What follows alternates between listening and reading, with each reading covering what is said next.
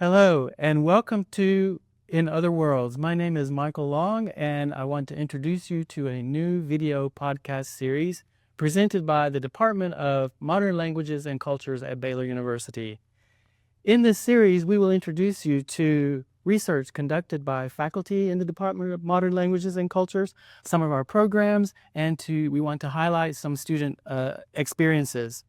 Before we begin, I would like to remind you that the views and opinions expressed in these podcasts are those of the speakers and do not necessarily represent the views of the Department of Modern Languages and Cultures or Baylor University.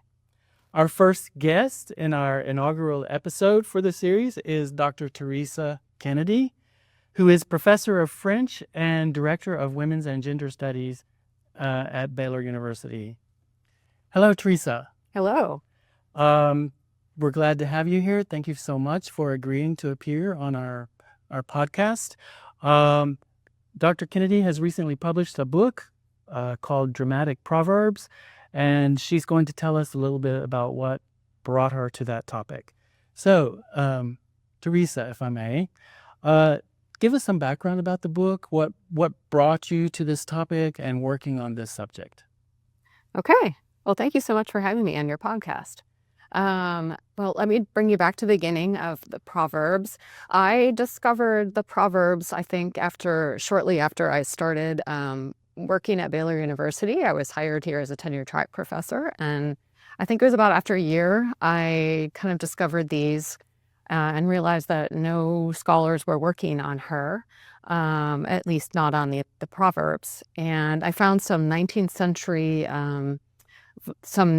volumes that had been published on the Proverbs of the 19th century. And since then, no new editions had been made of the Proverbs. So I actually went to the Versailles Municipal Library in just outside of Paris, and they allowed me to photograph the entire original manuscript of the Proverbs so that I could have a working copy. Incredible. They shut down they allowed me to come in when it was not open, and I photographed the entire manuscript in the original handwriting. Wow. So that was exciting. Let's back up a little bit. Tell us who Madame Maintenon was. Yes, good question. So Madame de Maintenon was Louis XIV's morganatic wife. So she and Louis XIV were married in secret, and she couldn't be officially recognized as the king's wife because she wasn't of royal descent. She was an aristocrat, but she wasn't royalty. I see. So they were secretly married, and the king and Madame de Maintenon founded an all-girls school called Saint-Cyr, which they founded in, that would have been 1686, I think. All right. I have to read the book to be sure. It's okay. We're not able about that's the correct date when they founded Saint-Cyr. It was a school for girls. And there were about 250 girls that went to the school when they first opened it. And so as part of the curriculum, Madame de Maintenon composed these dramatic proverbs for her students to perform in the classroom setting. Although that's not where the proverbs originated. She had encountered them first in the salons. Salons were in the 17th century. They were kind of like I don't want to say a club, but they were groups where aristocrats and well-educated, the elite society would meet each, however often they met. Sometimes it was once a week to talk about literature and things of that nature. And as their entertainment, they used to perform these proverbs where the salonier and the salonière, because there were men and women, would act out some proverbs, and then all the guests would have to guess what the proverb was that was being acted out. So that's where Madame de Maintenon encountered these for the first time. But she was the first person to use them in an educational setting. I see. So In the introduction, you explained very well the background of Madame de Maintenon and the work with the proverbs and the school also. I found that very, very interesting. Um, as I understand it, there is a French proverb, and they illustrate different things just like proverbs in any culture do. And then she would write dramatic presentations that reflect the proverbs. Yeah. So do you have one or two or three proverbs that you really like, or you think that she did a really good job in depicting? Oh, yes. Yes. I think in recent years, my favorite proverb is she can see no further than the end of her nose. And that's, of course, our translation. But it's a proverb that features the Saint-Cyrians themselves, the female pupils themselves. And they're hired out, in this proverb, they're hired out by aristocratic women who are running large households. And they quickly become really frustrated with these female pupils because they don't know how to ask or look for information. And I cannot help but I think it speaks to our society today. We have all this wealth of information, and we're still really lazy about posing the right questions and finding the right information and fact checking and finding out the information for ourselves, being proactive. So I love how she's writing this at a time when young women were not expected to think for themselves. And this was radically different. This was something very different that was happening in women's education, was encouraging these young women to seek information for themselves and to use their brain power, when at a time they were told that, well, young women don't have brain power. They can't find their own conclusions or depend on a man or someone else to figure things out for them. So this was a radically different thing that she was doing in women's education. Sure. Okay. So the book is a collaboration with another person who translated the proverbs. Book collaborations can be difficult. They can be very rewarding, but there are challenges sometimes. So what was your collaboration like, and who was your collaborator? Well, that's another story. So my collaborator and the person who did the raw translations for this, her name is Paige Tierney, and she was a former Baylor student. Okay. She was in my 2320 intermediate French class when I first met her. And she ended up doing an independent study with me on Madame de Maintenon. And as part of that independent study, she translated some of the proverbs, because these had never been translated into English before. And so she after she graduated from Baylor, she ended up doing her doctorate at the University of Virginia. And she wrote me about a year after she had left Baylor and said, "Are you still working on those proverbs?" And I said, "Not really, but are you interested in working more on the proverbs?" And she said, "Yeah, how about if I translate more of them?" And I was working on a book project, I think, at the time that she wrote me, so I was busy. But I said, "Sure, why don't you start translating the rest of them, and we'll publish together. We'll publish. I'll annotate. I'll polish the translations, write the introduction, and we'll publish it together." And I already had the Other Voice series in mind when I proposed this project to her. So I actually, for a long time, I just called this project the Page Project. And anytime she sent me some new translations, I put them in a folder called Page Project. So she inspired me to work on this. Another person who really inspired me to work on this project was Dr. Beth Barr in the history department. She has used some of the translations in her, whenever she teaches the history of European women, she sometimes uses these in her classes. So she was asking me, when are you gonna publish the full collection of all 40 proverbs? So she is also someone that inspired me to work on this project. That's fantastic.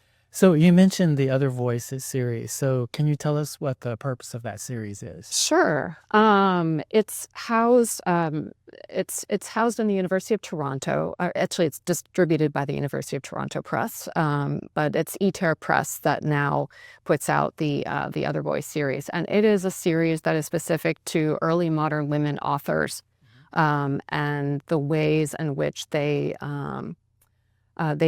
innovated or did something new in the world of literature. I see. Mhm. Great, great.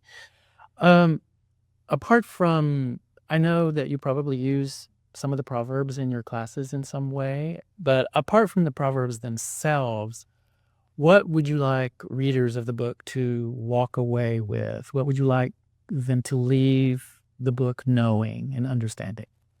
Sure. Um, I'm actually having my French students in my theater class read some of these, and we are usually using the French edition because I also did a French edition with a colleague of mine in 2014. So we're working from the original French. But I think what I would like people to get from reading these is just how vastly different this was in terms of women's education and what she was advocating. And for instance, and this is in the 17th century, young women were hearing, they were hearing things like, well, women can't reason as well as men, and therefore women. This comes from Aristotle's politics, that women should be governed. They should be governed because they don't have the mental capacity to reason. And so this is what young women during this time were hearing out in society. And she was telling them something that was vastly different. She was saying, no, you can use your brains, and you can reason, and you can think through things for yourself. And so I think what I would like people to get when they read this is just how ahead of her time she was, especially in terms of women's education and what Sure. young women needed and really needed in order to survive in the world. Great. How do your students respond to reading the proverbs? Very well. Sometimes they're a little, sometimes some of the themes seem a little odd and or archaic to them. But in general, most of the time, students feel like she still has something to say to the current generation. And there's another one that I like. It's called "One Loses Nothing by Waiting." And sometimes in life, no matter what your big decisions are, sometimes it's just the best thing you could do is just wait Not and make a quick not rash make such decision. a quick decision about what you want to do with your life. Yeah, just kind of give yourself time to be educated. She, at a time when young women were being married off at such a young age, she made all of her female pupils wait until they were at least 20 before they got married, which I think was pretty late for the In those 17th days. century. Right. Yeah. But I think she still has good advice for this generation. Great. Do you actually have the students act out some of the scenes? Yes, and I did some of my 2310 students as part of our class when I was teaching an intermediate French class. I had some of my students in there act out some of the new translations as part of a presentation I did as part of our faculty colloquia series. I think that was maybe a couple of years ago. And they did a staged reading of some of them. So it's interesting. And at that level, at that intermediate level, it's good for students to be exposed to some literature. That's something that we're really trying to do in our department, is to get the intermediate level students who are engaged with French literature. So they're, not just focused on learning grammar all the time. Have you ever thought perhaps of really rehearsing the students with some of the proverbs and having a public presentation dramatize Having her? I haven't thought about it, but that is an interesting idea. My theater class does a theater festival at the end of as a class project at the end of our course. So that's something I could consider as part of our theater festival. It would be fun, and it would be interesting. And when that takes place, we may, if there is a public performance, we may announce it, and so look for that in the future. So tell us then, what is next for you? What's on the horizon? What's coming up?